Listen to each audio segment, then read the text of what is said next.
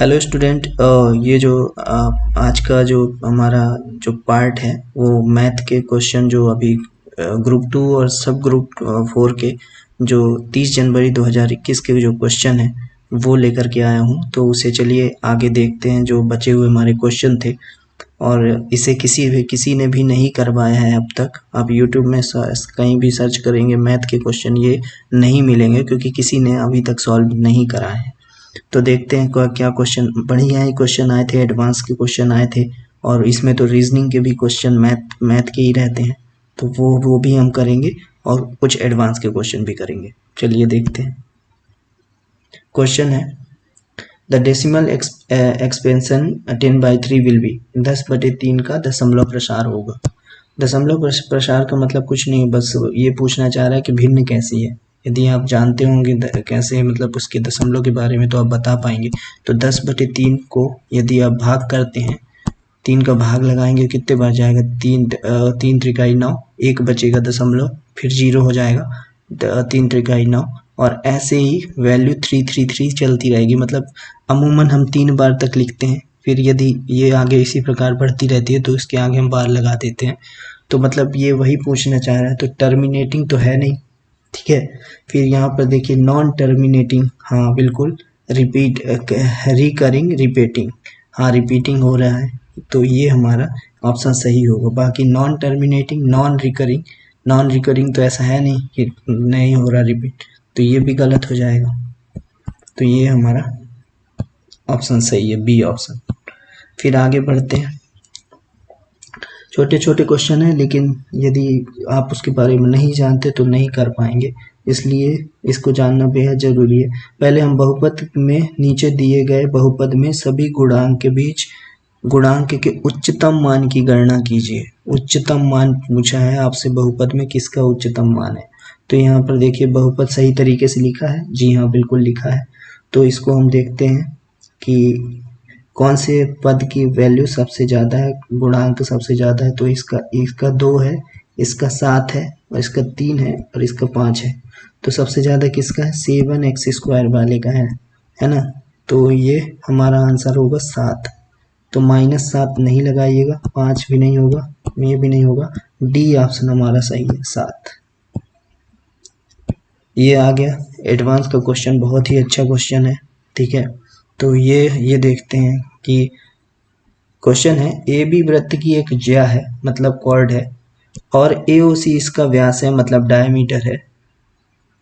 इस प्रकार है कि कोण ACB 50 डिग्री है, और यदि AT बिंदु A पर स्थित वृत्त की स्पर्श रेखा है, टेंजेंट है, तो BAT निम्न के बराबर होगी। पहले हम सबसे पहले समझने के लिए एक डायग्राम बना लेते हैं।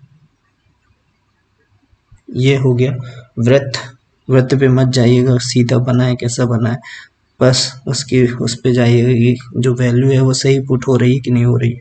हम यहाँ से एक सबसे पहले क्या खींचेंगे, डायमीटर केंद्र से होता हुआ, ठीक है। ये क्या है, AOC, ये हो गया डायमीटर। अब बोल रहा है AB एक वृत्त की ज्या है, कॉर्ड है, तो कॉर्ड खींच देते हैं हम एक, ये बी खींच दी हमने, ठीक है। अब बोल रहा है कोण ACB = 50 डिग्री, मतलब इसको मिलाना होगा हमको, ये तो ACB ये वाला कोण हमको कितना बताया, 50 डिग्री। अब देखिए आपको एक प्रॉपर्टी पता होगी कि ये एंगल ऑफ हेमीस्फीयर, मतलब एंगल ऑफ अर्धवृत्त पर बना कोण समकोण होता है, आपने पढ़ा होगा। तो ये एक तरह से क्या है, अर्धवृत्त है ना। तो ये 90 डिग्री होगा हमारा।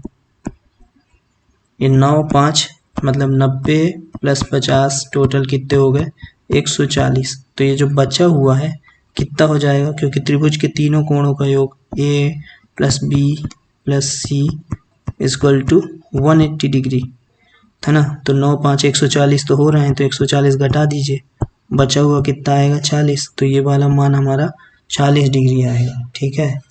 अब लेकिन वो बोला है अभी एक चीज रह गया है, यदि ए टी बिंदु ए पर स्थित वृत्त की स्पर्श रेखा है तो हमको टेंजेंट भी खींचनी पड़ेगी ना। ये हमने एक स्पर्श रेखा खींच दी ए टी, ठीक है। अब हम जानते हैं कि वृत्त की से जो स्पर्श रेखा खींचती है वो पूरा कितना कोण बनाती है, कितना बनाती है 90 डिग्री, ठीक है। तो ये जो पूरा है 90 डिग्री, उसमें से यदि हम 40 घटा दें अंदर वाले त्रिभुज का मान जो है ए का, ये वाले का मान घटा देते तो बी ए टी की वैल्यू आ जाएगी। ये बी ए टी यही तो पूछा है हमसे। तो बी कोण B A T equal to what, तो हम इसका मान ये जो है उसको कम घटा देते हैं। तो ये वाले में से बी 90 में से 40 को यदि आप घटाएंगे तो हमारा आंसर आ जाएगा 50 डिग्री। बहुत ही अच्छा क्वेश्चन था। यहाँ पर देखिए ये भी गलत है, ये भी गलत है, ये भी गलत है। जो डी ऑप्शन है वो थोड़ा सा कट गया था, आप यहाँ पर ऐड कर लीजिएगा 50 डिग्री। तो ये हमारा सही आंसर है, ठीक है। बहुत ही अच्छा क्वेश्चन था। आगे बढ़ते हैं। ये भी बहुत अच्छा क्वेश्चन है। यहाँ पर हम देखते हैं कि टी स्क्वायर माइनस 15 के शून्य ज्ञात कीजिए। मतलब यहाँ पर आपको कोएफिशिएंट निकालने को नहीं बोला, अच्छी बात है, क्योंकि हम छोटे शॉर्ट में ही काम हो जाएगा। जीरो ही निकालना है, तो इसको हम जीरो करेंगे और जल्दी इसको फॉर्मुलाइज करेंगे ताकि हम कर पाए। तो यहाँ पर देखिए हमको यदि इसको फॉर्मूले में पुट करना है तो कुछ ना कुछ तो करना पड़ेगा। तो टी स्क्वायर, ठीक है, टी स्क्वायर माइनस हम इसको लिख सकते हैं √15 का होल स्क्वायर इक्वल टू 0। क्यों? क्योंकि इनको फॉर्मेशन करनी है किसकी, ए स्क्वायर माइनस बी स्क्वायर। पढ़ते आए हैं क्या हो जाता है, ए प्लस बी और ए माइनस बी, तब ना हमें दो वैल्यू निकल के आएंगी, ठीक है। तो जल्दी से हम इसको इसमें पुट कर देते हैं ये वाले मान में। तो टी प्लस बी एक बार हम प्लस में लेंगे, एक बार माइनस में लेंगे। तो टी प्लस √15, ठीक है, और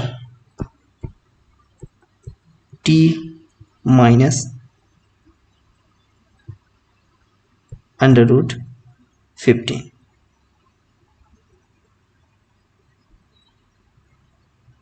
equal to 0।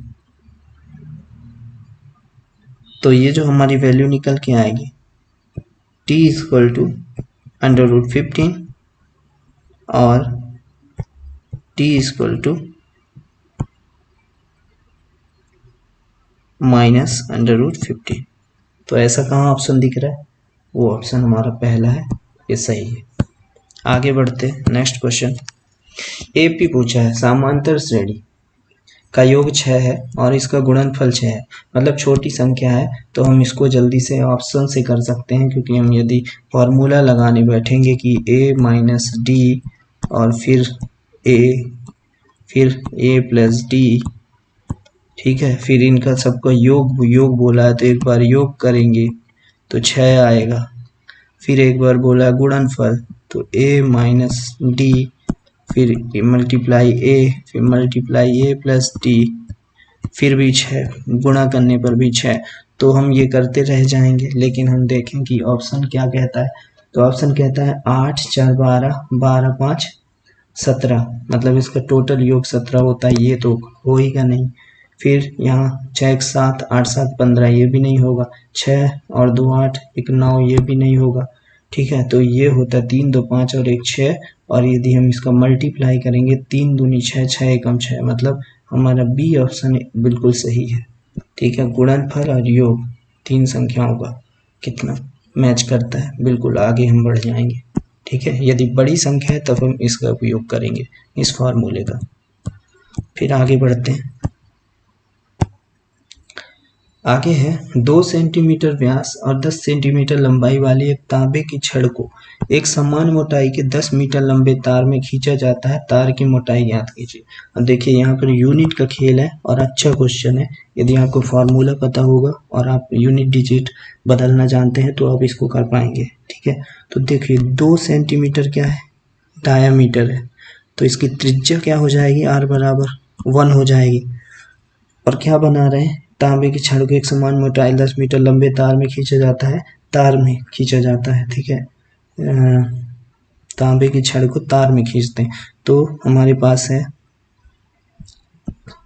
Pi are square H, volume बराबर है दोनों के, V1 V2 के, तो वही कर रहे हैं हम, R1 H1 है ना, पाई R2 स्क्वायर H2, ठीक है। तो पाई से पाई जो है कैंसिल आउट कर दो, बचेगा क्या, R1 स्क्वायर H1, तो R1 जो R1 है वो हमें कितना पता है, ये R1 हमने निकाला है 1 का स्क्वायर इंटू H कितना है 10 सेंटीमीटर।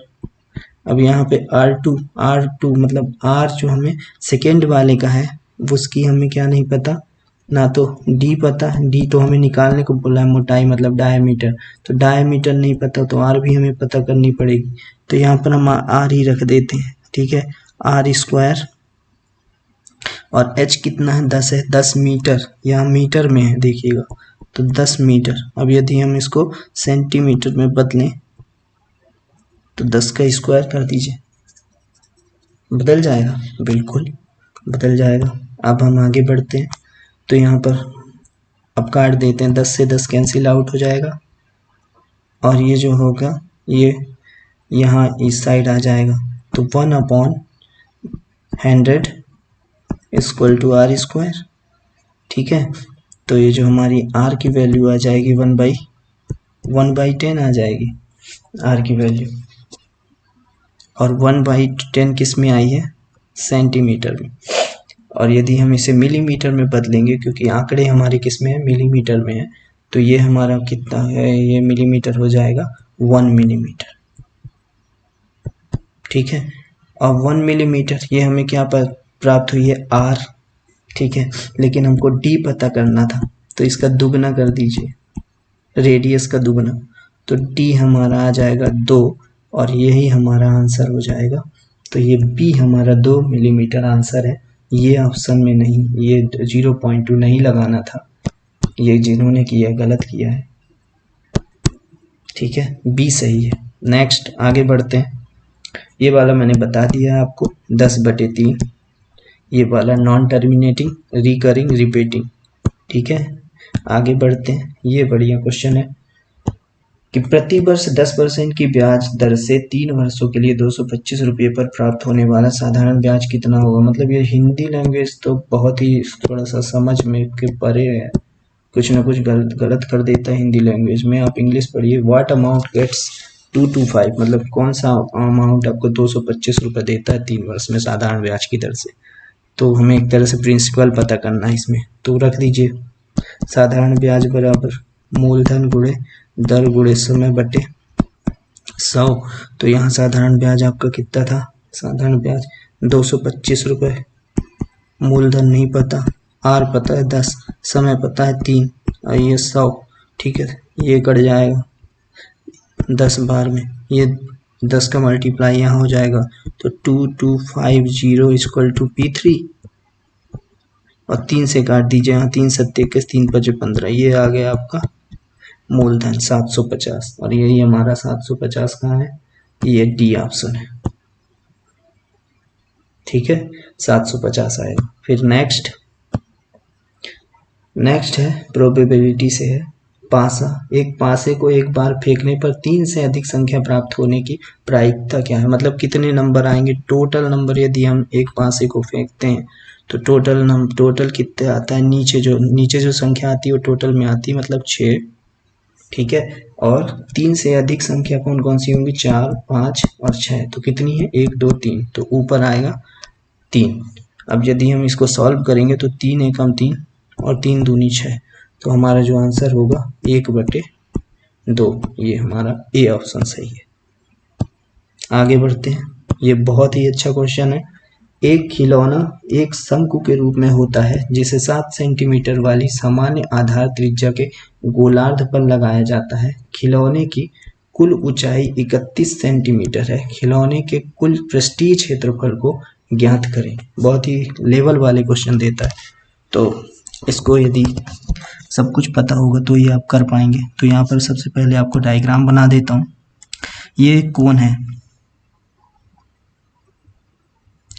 कोण है, ठीक है। थोड़ा सा ये इसको सही कर लीजिए।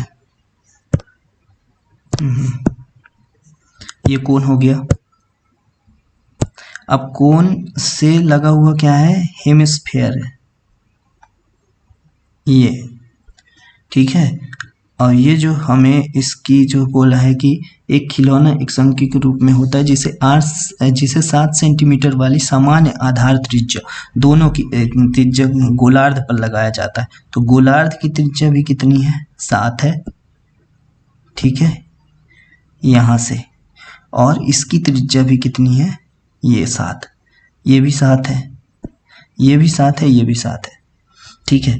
और ये जो हमसे बोला गया है कि खिलौने की कुल ऊंचाई 31 सेंटीमीटर है, मतलब यहाँ से लेकर के यहाँ तक की ऊंचाई जो है ये हमें बताया है कि 31 सेंटीमीटर है, ठीक है। तो हमें ये, यदि हम ये त्रिज्या को, यहाँ तक की त्रिज्या को घटा दें तो क्या हमें ये वाली ऊंचाई प्राप्त हो जाएगी कोण की, बिल्कुल हो जाएगी। तो हम इसको घटा देते हैं, 31 में 7 घटाइए, कितना आया, 24। तो ये वाली लेंथ हमें पता हो गई कि ये वाली लेंथ कितनी है, 24 है। अब एक बात करिए, यदि आपको क्वेश्चन जल्दी सॉल्व करना होगा तो यदि आपको पता होगा कि ट्रिपलेट होता है एक साथ, यहाँ पर एक वो बन रहा है, पाइथागोरस लग जाएगी, एक त्रिभुज बन रहा है ना, समकोण त्रिभुज। तो 7, 24 और 25 का एक ट्रिपलेट होता है। तो फट से आप जो एल तिर्यक ऊंचाई होती है, लेटेंट होता है तिर्यक ऊंचाई, उसकी वैल्यू आप निकाल सकते हैं, 25 बराबर 25। तो एल हमें फाइंड करने की ज़रूरत नहीं होगी। बाकी जिनको नहीं पता वो मैं बता देता हूँ कि कैसे फाइंड करेंगे। तो हम तुरंत ही ये करेंगे, अंडर रूट 24 का स्क्वायर प्लस 7 का स्क्वायर। तो यदि आप इसे करेंगे तो यहाँ पर निकल के आएगा 625, और 625 किसका स्क्वायर रूट होता है, 25 का। तो यही एल की वैल्यू आ जाएगी 25। अब देखिए, अब पूछा हमसे क्या है, क्वेश्चन में पूछा क्या है, खिलौने के कुल पृष्ठीय क्षेत्रफल को ज्ञात करें। खिलौने का टोटल सरफेस यहाँ पर कर देता हूँ, बाद में मिटा लेंगे इसको। यहाँ पर total surface area, total surface area of toy, इसका निकालना है। तो कैसे निकलेगा, जब हम किसका, कोण का कर्व सरफेस एरिया, मतलब वक्र पृष्ठ कोण का प्लस किसका, हेमिस्फीयर का, अर्धगोले का क्या करेंगे, अर्धगोले का वक्र पृष्ठ को दोनों को जोड़ेंगे, वक्र पृष्ठ को जोड़ेंगे। तो फॉर्मूला रखिए जल्दी से, बराबर होगा कोण का कितना होता है, पाई आर एल प्लस इसका कितना होता है, पाई आर 2 पाई आर स्क्वायर, ठीक है। तो इसमें से हम एक चीज कॉमन ले सकते हैं, और वो हम कॉमन ले लेते हैं पाई आर, ठीक है। तो यहाँ पर क्या बचेगा, एल बचेगा, प्लस यहाँ से केवल यहाँ से 2r ही बचेगा, ठीक है। अब जल्दी से वैल्यू पुट कर देते हैं, पाई का मान 22/7, आर हमें पता है कि आर कितनी थी, 7 थी, ठीक है। एल का मान अभी हमने निकाला है 25, ये देखिए एल निकाला था ना हमने 25, ये एल निकाली है, तिर्यक ऊंचाई 25, ठीक है, प्लस 25 प्लस, अब यहाँ पर 25 प्लस 2 इंटू आर कितना था, 7, ये देखिए 7। अब इनको जल्दी से सॉल्व कर लेते हैं, 7 से 7 कट जाएगा तो 22 बचेगा इधर, इंटू 25, और ये 7 दूनी 14 प्लस 14। तो यदि आप इसको जोड़ेंगे तो 4 5 4 9 2 1 3 39 इंटू 22। आप इसको सॉल्व करेंगे तो ये जो सॉल्व करेंगे तो आपका जो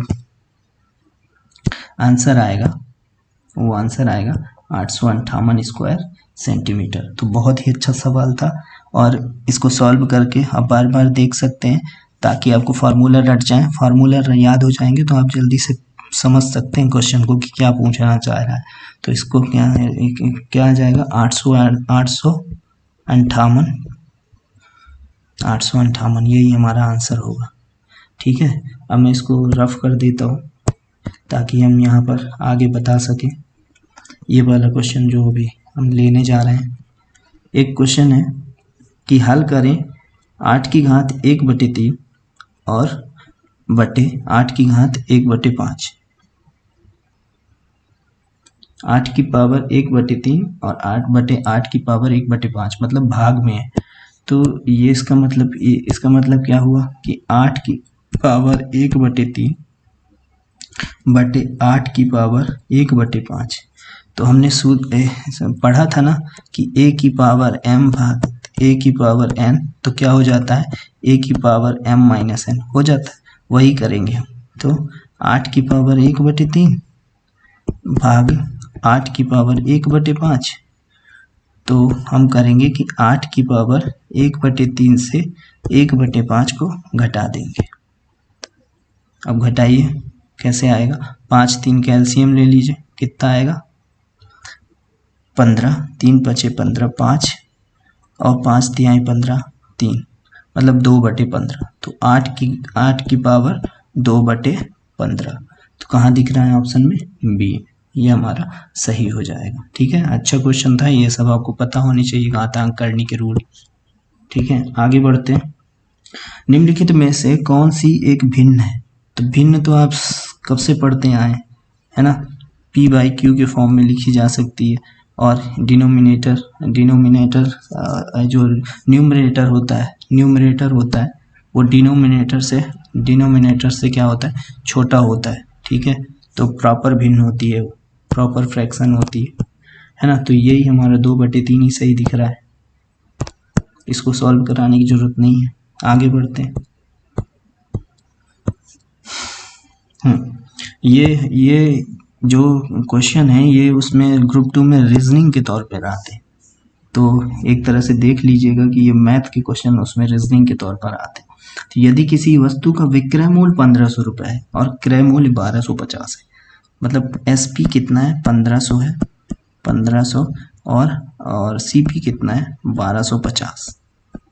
ठीक है, तो 1500 में 1250 घटा दीजिए, अब निकल के आएगा आपका कितना, 10 में से 5 गए 5 और 3, 5 में से 3 गए 2, मतलब 250 आपका क्या निकल के आएगा, 250 आपका प्रॉफिट निकल के आएगा। तो कितने पे निकल आएगा प्रॉफिट अपॉन CP कितने में लाए थे 1250 में, प्रॉफिट अपॉन CP इंटू 100। ठीक है, ये कट जाएगा 25 पंचे 125 और 5 दूनी 10 शून्य 20% हमारा जो 20% नहीं, इसमें कुछ गड़बड़ हो गई है, देख लेते एक बार।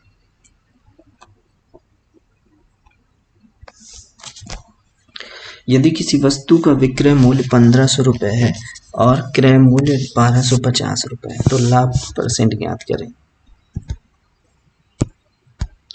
तो विक्रय मूल्य है SP 1500 है और क्रय मूल्य है 1250। तो 0, 10 में से 5 गए 5, 3 हो गया, 5 में से 3 गए 2, तो 250 जो हमारा आएगा प्रॉफिट अपॉन CP कितना है, क्रय मूल्य 1250 है, प्रॉफिट अपॉन CP इंटू 100। ठीक है, प्रॉफिट अपॉन CP इंटू 100। अब इसको हम सॉल्व करेंगे तो ये 0 से 0 कट जाएगा, 0 से 0 कट जाएगा, 25 एकम 25, 25 पंचे 125 और यहाँ 5 दूनी 10 शून्य। ये ऑप्शन कैसे हो सकता है फिर 16.66 कैसे हो सकता है, आ ही नहीं रहा है, 20% ही आ रहा है, मतलब व्यापक ने कुछ गड़बड़ करी। यदि किसी SP या फिर आइटम 1500 CP 1250। ठीक है, मतलब 250 प्रॉफिट है किस पर है, क्रय मूल्य पर 1250 पर 25 और 25 पंचे 125 5 2 10 20% ही आ रहा है इसका आंसर। ये वाला गलत है, व्यापम ने गलत दिया है ना, ये सही होगा डी। नेक्स्ट आगे बढ़ते हैं। यहाँ 25 प्रेक्षणों का औसत 28 है। 25 प्रेक्षणों का औसत 28 है, जिनमें से 12 प्रेक्षणों का औसत 24 है और अंतिम 12 का 27 है। आप इस सबका मल्टीप्लाई कर लीजिए, ठीक है, मल्टीप्लाई करेंगे तो कितना आएगा, और 25 में 28 का करेंगे मतलब टोटल निकालिए, 8 पंच 40, 4 8 दूनी 16 और 4 20 200, और यहाँ जो 10 हाथ लाइए 2 4 1 5 0 0 5 2 7, मतलब टोटल यहाँ पर 700 है। और 12 12 चौक 48 की 8 और 4 12 दूनी 24 4 26 24 4 28, ठीक है।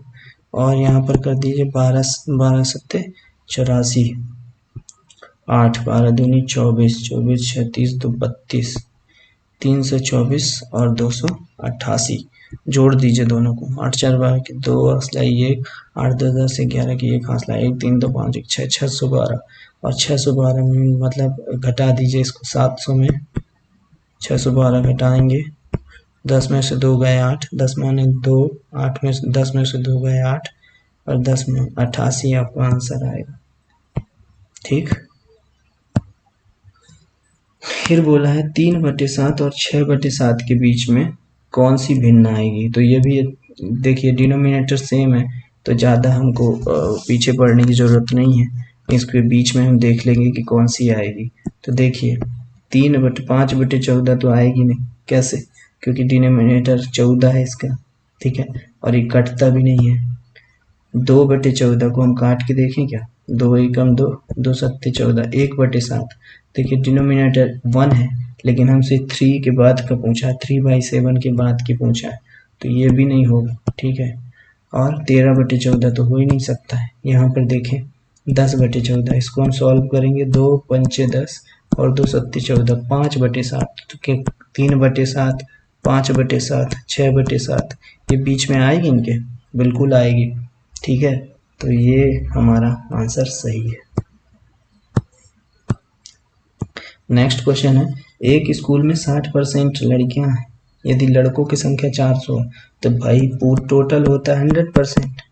गर्ल्स यदि 60% है तो बॉयज़ 40% होंगे, बिल्कुल होंगे, और यही 40% की वैल्यू कितनी दी है 400, तो आप 100% की निकाल लीजिए, ठीक है। तो यदि लड़कों की संख्या 400 है मतलब यही 40% की वैल्यू कितनी है, 40% बराबर 400,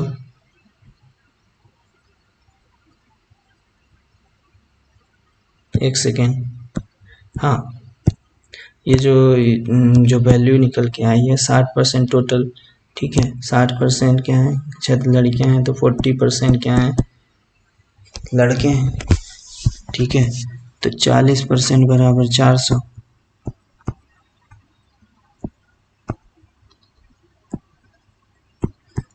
तो 10, 1% बराबर 10, तो 100% बराबर 1000, मतलब टोटल कितने होंगे, 1000 होंगे स्टूडेंट, टोटल स्टूडेंट कितने 1000।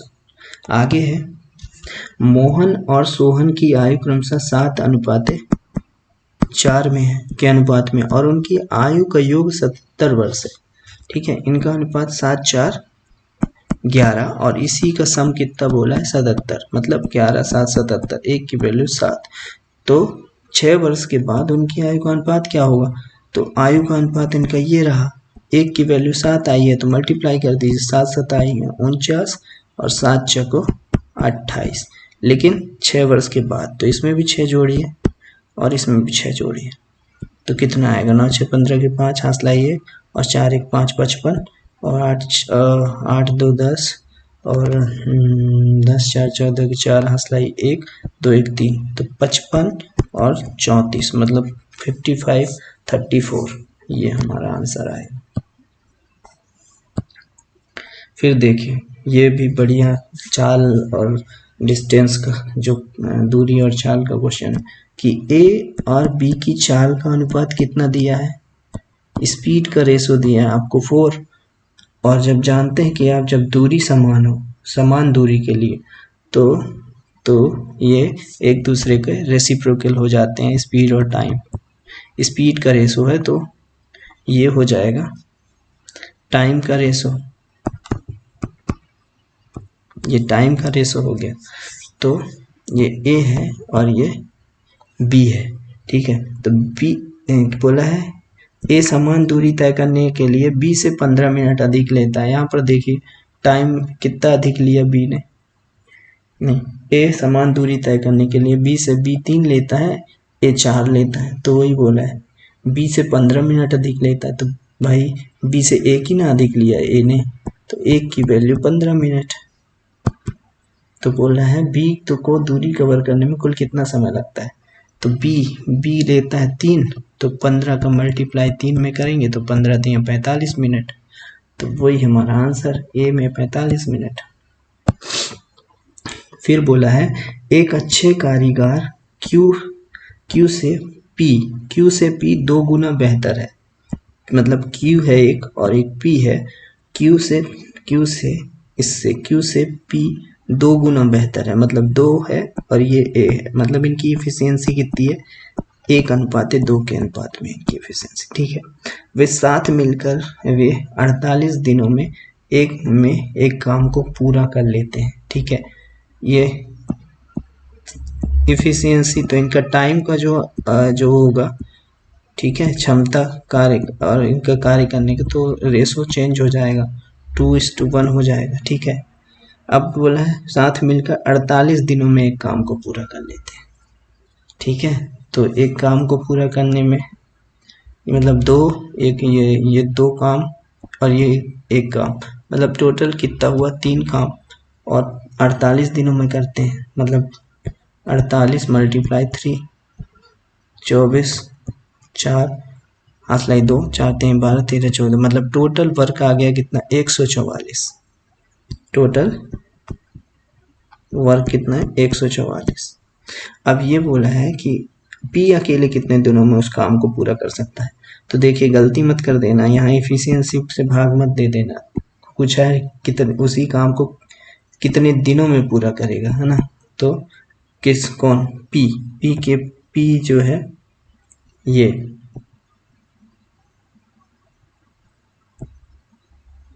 ठीक है।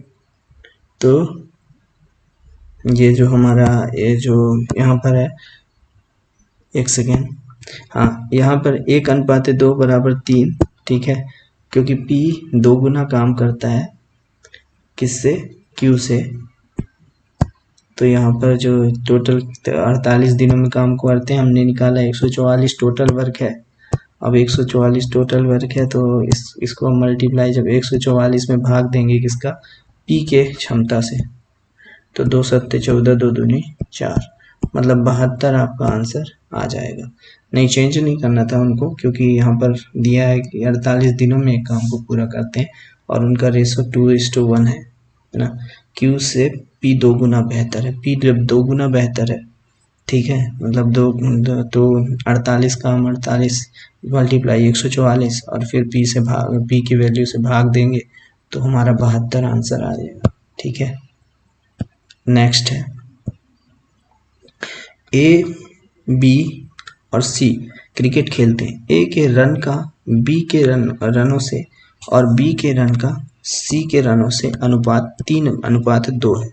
मतलब तो 3 लोग हैं, ए है बी है सी है, मतलब जो एक और बी का अनुपात है वही बी और सी का है, वही बी और सी का है। तो आप जानते हैं कि इसके आगे खाली है तो ये पीछे वाला नंबर रख दीजिए और इसके पीछे ये वाला नंबर रख दीजिए, ठीक है। अब आपने पढ़ा होगा रेशो प्रोपोर्शन तो आपसे बनता होगा, ठीक है। तो यहाँ 3 त्रिकाई 9 और 3 दूनी 6 और 2 दूनी 4, तो इनके जो रेशो आ गया वो आ गया 9, एग्जैक्ट रेशो 9:6:4। ठीक है। तो टोटल बनाते हैं 342, मतलब 9 6 9 1 10, 10 5 15, 15 4 19, 19 की वैल्यू कितनी दी है 342।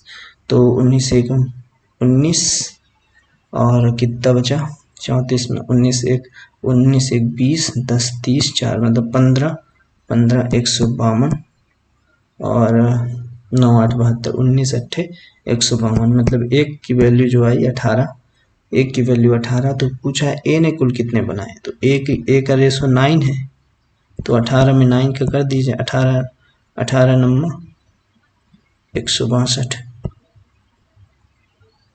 तो यही हमारा आंसर है 162। तो ये थे आज के ग्रुप जो क्वेश्चन थे ग्रुप 2 सब ग्रुप 4 के, जो किसी ने नहीं करवाए दोस्तों। ये जो क्वेश्चन को लाने में बनाने में मेहनत लगी है, यदि आपको पसंद आया है तो लाइक करें, और आगे के जो और दूसरे दिन के जो क्वेश्चन है वो मैथ के, वो मैं और आगे लेकर के आऊँगा। तो जो फटाफट चैनल को सब्सक्राइब करें, लाइक करें। थैंक यू, धन्यवाद।